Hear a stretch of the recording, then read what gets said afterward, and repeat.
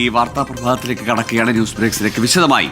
പശ്ചിമേഷ്യയിൽ താൽക്കാലിക സമാധാനം. ഇറാനും അമേരിക്കയും വെടിനിർത്തൽ കരാറിലെത്തിയെന്ന് അമേരിക്കൻ പ്രസിഡന്റ് ഡൊണാൾഡ് ട്രംപ് അറിയിച്ചു. ഹോർമൂസ് കടലിടുക്കിലൂടെയുള്ള കപ്പൽ ഗതാഗതം പുനരാരംഭിക്കാൻ ഇരു രാജ്യങ്ങളും തമ്മിൽ ധാരണയായി. വെള്ളിയാഴ്ച പാകിസ്ഥാനിലെ ഇസ്ലാമാബാദിൽ ഇരു രാജ്യങ്ങളും തമ്മിൽ നേരിട്ടുള്ള ചർച്ചകൾ ആരംഭിക്കും. വെടിനിർത്തൽ പ്രഖ്യാപനം വന്നതോടെ ബ്രെൻ ക്രൂഡ് വില കുറഞ്ഞു. അതേസമയം സൗദി, കുവൈത്ത്, ബഹ്റൈൻ, UAE എന്നിവിടങ്ങളിൽ ഇന്നലെയും ആക്രമണശ്രമമുണ്ടായി. ഞങ്ങളുടെ പ്രതിനിധികളുണ്ട് വിവിധ സ്ഥലങ്ങളിൽ നിന്നും. മധു കൊട്ടാരക്കരയാണ് ആദ്യം അമേരിക്കയിലെ ന്യൂജേഴ്സിയിൽ നിന്ന് ചേരുന്നത്.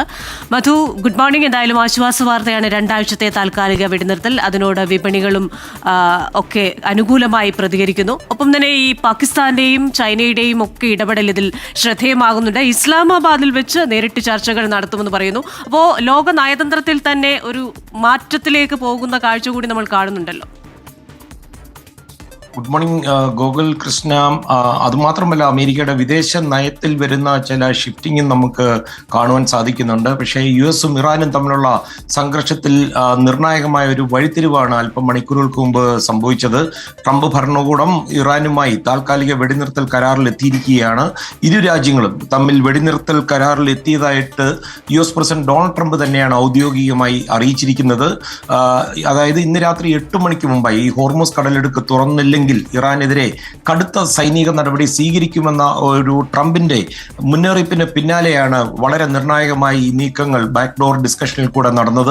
പാകിസ്ഥാൻ മുന്നോട്ട് വെച്ച ഈ 2 ആഴ്ചത്തെ വെടിനിർത്തൽ കരാറിനോട് ട്രംപ് ഭരണകൂടവും ഇറാൻ ഭരണകൂടവും അതിനോട് യോജിച്ചതോടുകൂടിയാണ് ഈ നിർണായകമായ ഈ വിഷയം ഒഴിഞ്ഞു പോയത്. ഹോർമൂസ് കടലിടുക്ക് തുറന്നു കൊടുക്കും, അതുപോലെ പാകിസ്ഥാനെതിരെയുള്ള ഇറാനെതിരെയുള്ള വ്യോമാക്രമണം അമേരിക്ക താൽക്കാലികമായിട്ട് നിർത്തിവെക്കും. അതുമാത്രമല്ല, തുടർ ചർച്ചകൾക്ക് ഈ പ്രയോജനപ്പെടത്തക്ക രീതിയിലുള്ള 10 പോയിന്റ് നിർദ്ദേശങ്ങളാണ് ഇറാന്റെ ഭാഗത്തു നിന്ന് ലഭിച്ചതെന്ന് ഡൊണാൾഡ് ട്രംപ് സ്ഥിരീകരിക്കുകയും ചെയ്യുന്നുണ്ട്.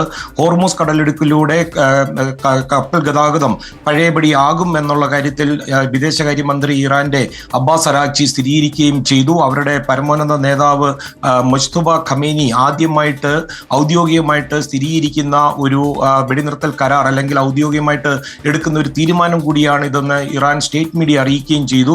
അതേസമയം ഇപ്പോൾ അവർ വൻ തുക കപ്പൽ നികുതി എന്നുള്ള നിലയിൽ ഈടാക്കുന്നുണ്ട്. അത് സംബന്ധിച്ച ഒരു വ്യക്തത അബ്ബാസ് അരാഗ്ചിയുടെ ഭാഗത്ത് നിന്ന് വന്നിട്ടില്ല. ഈ ചർച്ചകൾക്ക് അമേരിക്കയുടെ ഭാഗത്ത് നിന്ന് US വൈസ് പ്രസിഡന്റ് JD വാൻസും മാർക്കോ റൂബിയോ സ്റ്റേറ്റ് സെക്രട്ടറിയുമായിരുന്നു അത് ലീഡ് ചെയ്തത്.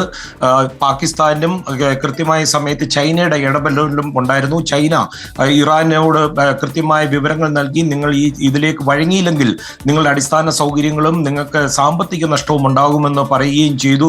ഒരുപക്ഷെ ഇതൊക്കെയായിരിക്കാം ഈ 2 ആഴ്ചത്തെ ഈ താൽക്കാലിക വെടിനിർത്തലിന് ഇറാനെ പ്രേരിപ്പിച്ചതെന്ന് അറിയുന്നു. അതേസമയം ഇസ്രയേലിന് ഈ പെട്ടെന്നുള്ള ഈ വെടിനിർത്തൽ തീരുമാനത്തിനോടുള്ള അതൃപ്തി അവരുടെ ഉന്നത ഉദ്യോഗസ്ഥർ വെളിപ്പെടുത്തതായിട്ട് ഉള്ള വിവരങ്ങളും ഈ സമയത്ത് വരുന്നുണ്ട്.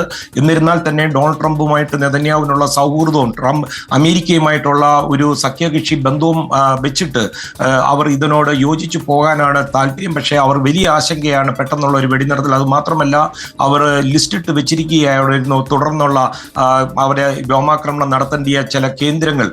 അതിൽ നിന്ന് പെട്ടെന്ന് അവർക്ക് പിൻവാങ്ങേണ്ടി വരികയും ചെയ്യുകയാണ്. അതുകൊണ്ട് ഇസ്രായേലിന്റെ അതൃപ്തി ഒരു നിർണായക ഘടകം തന്നെയാണ് തുടർ ചർച്ചകളിൽ. വെള്ളിയാഴ്ച ഇസ്ലാമാബാദിൽ അമേരിക്കയും ഇറാനും തമ്മിൽ നേരിട്ടുള്ള ചർച്ചകളെന്നാണ് അറിയാൻ സാധിക്കുന്നത്. JD വാൻസ് ആണ് ഇറാന്റെ പ്രിഫേർഡ് ആയിട്ടുള്ള ഈ ചർച്ചകൾക്കായിട്ട് അവർ അമേരിക്കയുടെ ഭാഗത്ത് നിന്ന് ആഗ്രഹിക്കുന്നത്. സ്റ്റീവ് വിറ്റ്കോഫോ അല്ലെങ്കിൽ ജാരഡ് കുഷ്ണറിനോടോ താല്പര്യമില്ലെന്ന് അവർ നേരത്തെ പറയുകയും ചെയ്തു. ഏറ്റവും ആശ്വാസകരമായിട്ടുള്ള വാർത്ത എന്ന് പറയുന്നത് എണ്ണ വിലയിലും വലിയ ഇടിവാണ് വന്നിരിക്കുന്നത്. ഏതാണ്ട് 13-14% ഇടിഞ്ഞ് $92-93 ഈ പ്രഖ്യാപനം വന്നതിന് ശേഷം അവസാനിക്കുന്നത്. ഓഹരി വിപണിയിലും വലിയ ഉണർവാണ് ഇപ്പോൾ കാണുവാൻ സാധിക്കുന്നത്. കൃഷ്ണ, ഗോകുൽ. മധു, ഏറെ പ്രതീക്ഷ നൽകുന്ന നീക്കങ്ങളാണ് നടക്കുന്നത്. അടുത്ത ദിവസങ്ങളിൽ ഇനി ചർച്ചകൾ തുടരുമെന്നതും സമാധാനപരമായി ഒരു ചർച്ചയിലേക്ക് ഇരു രാജ്യങ്ങളും ഇറാനും അമേരിക്കയും നേരിട്ടുള്ള ചർച്ചകളിലേക്ക് പോകുന്നു എന്നത് ഇതുവരെയും സാധ്യമാവാത്തൊരു കാര്യമായിരുന്നു. അത്തരത്തിൽ പ്രതീക്ഷാ നിർഭരമായ നീക്കങ്ങൾ ഒരു വശത്തുണ്ടാകുന്നുണ്ട്. ഇനിയും ഏതൊക്കെ വിഷയങ്ങളിലാണ് തർക്കം അല്ലെങ്കിൽ ധാരണയിൽ എത്താത്തത്? പരിഗണനയിലുള്ള ചർച്ചകൾ വരുമ്പോൾ അവിടേക്ക് വരുന്ന വിഷയങ്ങൾ എന്തൊക്കെയാണ്? ഹോർമൂസിന്റെ കാര്യത്തിൽ ഒരു സൈനിക നിയന്ത്രണത്തിൽ നിരീക്ഷണത്തിലുള്ള ഒരു ഹോർമൂസ് കടലെടുക്ക് അതൊരിക്കലും ഇറാൻ താല്പര്യപ്പെടുന്നില്ലല്ലോ. ഗോകുൽ, ഇവിടെ നമ്മൾ ശ്രദ്ധിക്കേണ്ട കാര്യം 10 നിർദ്ദേശങ്ങളാണ് ഇറാൻ മുന്നോട്ട് വെച്ചതെന്നാണ് പറയുന്നത്. ഈ 10 നിർദ്ദേശങ്ങളും നെഗോഷ്യബിൾ ആണെന്നാണ് ട്രംപിന്റെ ഭാഗത്തു നിന്ന് വന്ന മറുപടി. അതുകൊണ്ട് തന്നെ നമുക്കൊരു പ്രതീക്ഷ വെച്ച് പുലർത്താം. അതുമാത്രമല്ല, ഇത് മുന്നോട്ട് കൊണ്ടുപോകുന്നത് രണ്ടു കൂട്ടർക്കും നല്ലതല്ല എന്നുള്ള ഒരു പോയിന്റിൽ അവരെത്തി എന്ന് നമുക്ക് പ്രതീക്ഷിക്കുകയും ചെയ്യാം. ഒരുപക്ഷെ ചൈന ഇതിന്റെ പിന്നാമ്പുറത്ത് നിന്നുകൊണ്ട് ഇറാന് വേണ്ട ഇന്റലിജൻസോ അല്ലെങ്കിൽ ഏതെങ്കിലും രീതിയിലുള്ള ഉപദേശങ്ങളോ നൽകുന്നുണ്ടായിരിക്കാം. അതുകൊണ്ടായിരിക്കും ചൈനയുടെ കൃത്യമായ ഇടപെടൽ കൊണ്ടായിരിക്കാം, ട്രംപ് രണ്ടും കൽപ്പിച്ചാണെന്നുള്ള ഒരു സൂചന അവർക്ക് കൊടുത്തത് കൊണ്ടായിരിക്കാം ഇറാൻ പരസ്യമായിട്ടാണ് ഈ ആദ്യമായിട്ട് ഇത്തരം ചർച്ചകൾ നടക്കുന്നതും ഇത്തരം ഒരു ധാരണയിൽ എത്തിയതായിട്ടും പറയുന്നത്. ഈ നാളുകളിലെല്ലാം ട്രംപ് പറയുന്നു, ഇറാൻ എതിർക്കുന്നു, ആ രീതിയിൽ പോയിക്കൊണ്ടിരുന്നതിനാണ് പെട്ടെന്നൊരു മാറ്റം വന്നത്. അതുകൊണ്ട് തന്നെ ഇതൊരു ശുഭപ്രതീക്ഷയോടെ പോകുന്ന ഒരു വാർത്തയായിട്ടായിരിക്കും വരും ദിവസങ്ങളിൽ വരാനുള്ള ഒരു സാധ്യത. പക്ഷേ ഇവിടെ നമ്മൾ ശ്രദ്ധിക്കേണ്ടത്, ഇന്ത്യ എന്ന് പറയുന്ന രാജ്യത്തിന് ഈ പാകിസ്ഥാന്റെ പ്രാധാന്യം, പ്രത്യേകിച്ച് അമേരിക്ക ഒരു കാലത്ത് ബിൻ ലാദനെ ഒളിപ്പിച്ച് വരുത്തിയതിന്റെ പേരിൽ ഒറ്റപ്പെടുത്തിയ ഒരു രാജ്യം തിരിച്ച് അമേരിക്കയുമായിട്ടുള്ള ബന്ധം ശക്തമാക്കുന്നത് ഇന്ത്യക്ക് എത്രത്തോളം അത് ബാധകമാകുമെന്നുള്ളതും, അതുപോലെ അമേരിക്കയുടെ വിദേശ നയങ്ങളിൽ മറ്റ് രാജ്യങ്ങളുമായിട്ടുള്ള വിദേശ നയങ്ങളിൽ അല്ലെങ്കിൽ ട്രംപ് അഡ്മിനിസ്ട്രേഷൻ ഉണ്ടാകുന്ന ആ ഷിഫ്റ്റ് നമ്മൾ ശ്രദ്ധിക്കാതെ പോകരുത്. ഗോകുൽ, കൃഷ്ണ.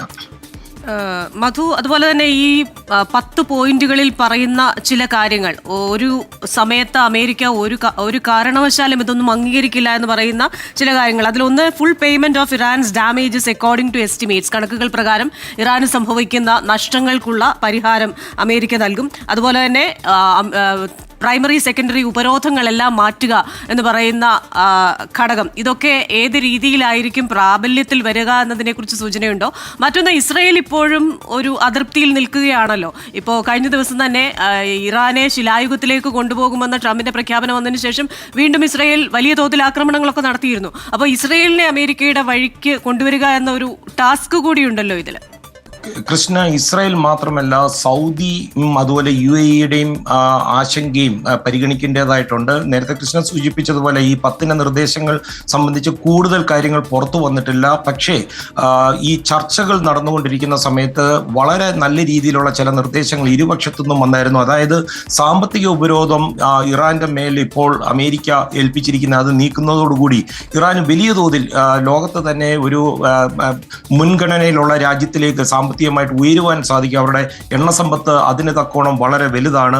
പകരം ഇറാൻ മുന്നോട്ട് വെച്ചത് അമേരിക്കൻ കമ്പനികൾക്ക് ഇറാനിൽ ബിസിനസ് നടത്തുവാനുള്ള സൗകര്യം ഏർപ്പെടുത്തും. അതുപോലെ ആണവ കരാറിലും അവരെ അമേരിക്കയ്ക്ക് യോജിക്കുന്ന രീതിയിൽ, അതായത് സിവിലിയൻ ആവശ്യങ്ങൾക്ക് മാത്രമായിട്ട് ഉപയോഗിച്ചു കൊള്ളാം. അങ്ങനെ കുറേ ധാരണകൾ ഏതാണ്ട് അതിൻ്റെ അറ്റത്ത് വരെ എത്തിയപ്പോഴാണ് ഇത് അലസിപ്പിരിഞ്ഞത്. അതുകൊണ്ട് തന്നെ ഈ 10 അപ്പുറമായിട്ട് രണ്ട് രാജ്യങ്ങൾക്ക് പ്രയോജനമുള്ള രീതിയിലേക്ക് ചർച്ചകൾ വരാനുള്ള സാധ്യത ആണ് കാണുന്നത്. അതുമാത്രമല്ല, ഇറാൻ ജനതയോട് ഉള്ള തൻ്റെ ആദരവും അടുപ്പവും ചെറുപ്പകാലം മുതലേ ഉണ്ട് എന്ന് ഇന്നലെ ഡൊണാൾഡ് ട്രംപ് ഈ പ്രകോപനപരമായ സംഭാഷണത്തിനിടയിലും പറഞ്ഞു വെക്കുകയും ചെയ്യുന്നുണ്ട്. തന്നെയുമല്ല, ഏതാണ്ട് 25 ലക്ഷം മുതൽ 50 ലക്ഷം വരെ ഇറാൻ ജനത അമേരിക്കയിൽ തന്നെ അമേരിക്കൻ പൗരത്വം എടുത്തുമൊക്കെ ഇവിടെ സെറ്റിൽ ചെയ്തിട്ടുള്ളവരുമുണ്ട്. അതുകൊണ്ട് ഇറാൻ ജനത എന്ന് പറയുമ്പോൾ അമേരിക്കൻ ജനതയെ സംബന്ധിച്ച് വിലപ്പെട്ടവർ തന്നെയാണ്. അതുകൊണ്ട് ഈ ചർച്ചകൾ ആ രീതിയിലായിരിക്കും നടക്കുന്നത്. തന്നെയുമല്ല, ഡൊണാൾഡ് ട്രംപിന്റെ പ്രകോപനപരമായ കഴിഞ്ഞ 48 മണിക്കൂർ നേരത്തെ സംഭാഷണങ്ങൾ സംബന്ധിച്ച് റിപ്പബ്ലിക്കൻ പാർട്ടിക്കുള്ളിലും ട്രംപിന്റെ ഏറ്റവും ശക്തരായിട്ടുള്ള അനുകൂലികൾക്കിടയിലും ട്രംപ് അഡ്മിനിസ്ട്രേഷനിടയിലും വലിയ ചോദ്യചിഹ്നമായിട്ട് വന്നിട്ടുമുണ്ട്. അതുകൊണ്ട് തന്നെ അമേരിക്കയ്ക്കുള്ളിൽ തന്നെ വലിയ സമ്മർദ്ദം ട്രംപിന്റെ മുകളിലുണ്ട്. മിഡ് ടൈം ഇലക്ഷൻസ് വരുമ്പോൾ റിപ്പബ്ലിക്കൻ പാർട്ടിക്ക് ഭൂരിപക്ഷം നഷ്ടപ്പെടുന്ന ഒരു സ്ഥിതി വന്നു കഴിഞ്ഞാൽ ഡൊണാൾഡ് ട്രംപിന്റെ തുടർന്നുള്ള 2 വർഷം തന്നെ ഒരുപക്ഷെ ഇംപീച്ച്മെന്റ് ഉൾപ്പെടെയുള്ള വലിയ പ്രതിസന്ധികളിലേക്ക് പോകാനുള്ള സാധ്യതയുമുണ്ട്. അതുകൊണ്ട് തന്നെ ഈ ചർച്ചകൾ നല്ല രീതിയിൽ പോകാനുള്ള സാധ്യതയാണ് ഇപ്പോൾ നമുക്ക് വിലയിരുത്തപ്പെടേണ്ടത്.